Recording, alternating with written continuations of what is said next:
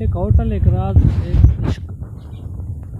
شہزاد ایک کامیاب نوجوان بزنس مین تھا۔ شہر کے بچوں بیچ اس کا ایک خوبصورت اور پرکشش ہوٹل تھا، دی روشنی ریزیڈنس۔ باہر سے دیکھنے والوں کے لیے یہ ہوٹل صرف ایک کاروبار تھا، مگر اندر ایک راز چھپا تھا، ایک ایسا راز جو صرف شہزاد اور ایک لڑکی جانتے تھے۔ وہ لڑکی فریال ہر روز دوپہر کو ہوٹل آتی، سادہ لباس، خاموش طبیعت، لیکن آنکھوں میں ایک طوفان چھپا ہوتا۔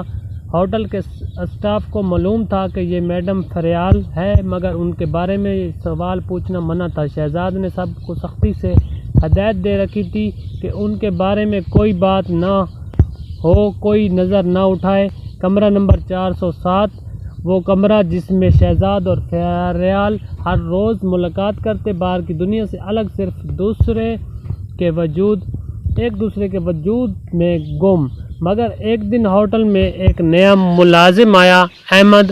اس نے فریال کو دیکھا اور حیران رہ گیا، کیونکہ فریال اس کی بچپن کی دوست تھی جو سالوں پہلے اچانک غائب ہو گئی تھی۔ احمد نے فریال سے بات کرنے کی کوشش کی، مگر اس نے آنکھیں چرا لیں۔ شہزاد کو جب یہ بات پتہ چلی تو اس کا چہرہ سخت ہو گیا۔ اس رات کمرہ 407 میں صرف خاموشی تھی۔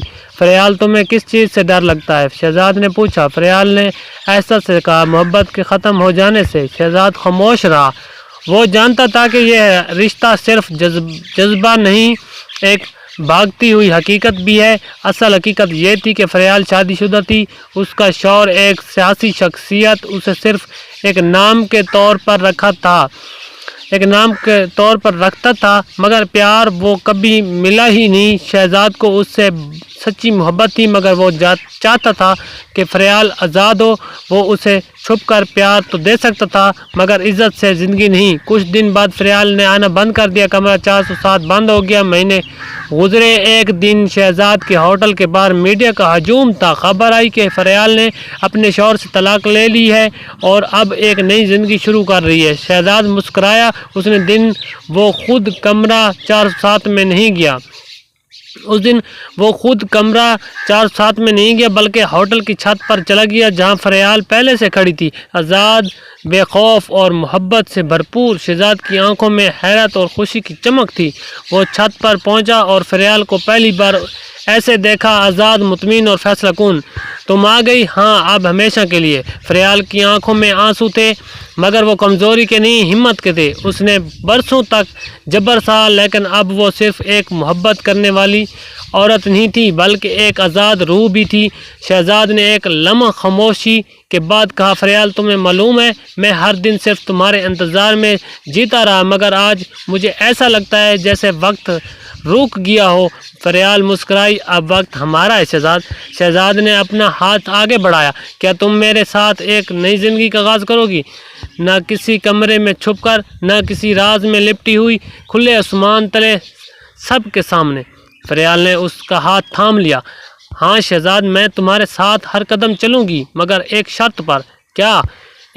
یہ ہوٹل اب صرف کاروبار نہیں ہوگا، یہاں عورتوں کے لیے ایک سیف اسپیس بنے گی، ان کے لیے جو اپنی آواز کھونا نہیں چاہتی۔ ہم اس ہوٹل کو ایک مقصد دیں گے۔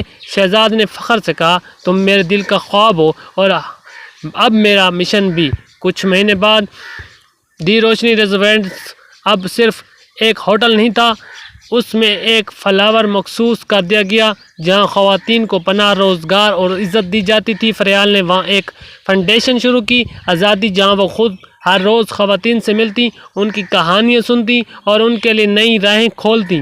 شہزاد اور فریال نے ایک چھوٹے سے نکاح کی تقریب، نہ کوئی شور، نہ غلبہ، نہ میڈیا، بس سادگی، سچائی اور محبت۔